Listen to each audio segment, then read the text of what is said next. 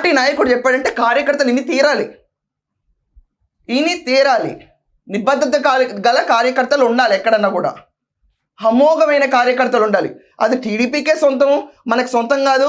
మన మాట ఏ కార్యకర్త అయినా నువ్వే చెప్తే ఎంత ఫాల్సిన అవుతున్నావు నువ్వు జనాల్లో తప్ప.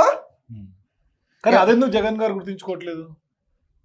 రప్ప బిజీగా ఉన్నారు ఆయన సినిమాని రెగ్యులర్ లైఫ్ని ఈక్వేట్ చేయడంలో చాలా బిజీగా ఉన్నాడు ఆయన నేను చెప్పలేనండి బాబు ఆయనకి. ఇప్పుడు ఇంత అమోఘమైన తెలివితేటలు ఉన్నాయని ఆ పోయిన 2014 ఎలక్షన్లు అయిన తర్వాత నేను చూపించుంటే సినిమాలో అంతా ఇదే, రియల్ లైఫ్ ఇదే, సినిమా పోస్టులు పెడితే తప్పే ఉంది, అదే పాటలు పాడుకుంటే తప్పే ఉందని చెప్పుంటే 2019 ఎలక్షన్లో జనాలు ఎలా ఓట్లు వేసేవాళ్ళో తెలుసుండేది. ఈ జ్ఞానం అంతా ఇప్పుడు ప్రసాదిస్తుంటే 2000 ఏమనండి మరి నాకు ఇంకా ఎలక్షన్లు ఎలా ఫేస్ చేస్తాడో కూడా నాకు ఒకసారి I really feel for him. ఏం చెప్పాలో నాకు అర్థం కాదు. పేరు నాన్న వచ్చి టికెట్లో కనుగొట్టమంటాడు, ఈ క్యాండిడేట్ వచ్చేసి ఏమో రప్పరప్పాళ్ళు ఎందుకు జైల్లో పెట్టారంటాడు.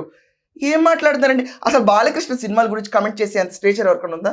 బాలకృష్ణ గారి సినిమాలు ఎందుకు ఆడతాయో తెలుసా నీకు అసలు? First of all because is a humanitarian.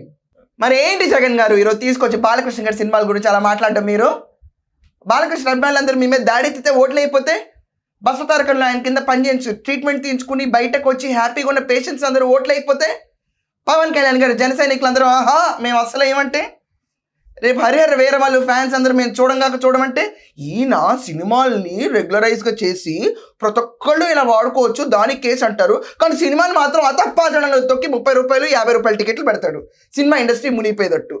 ఏం మాట్లాడతాడు జగన్ గారు? మీ తర్వాత ఈ లాజిక్ ఎవరికి అర్థం కాదు.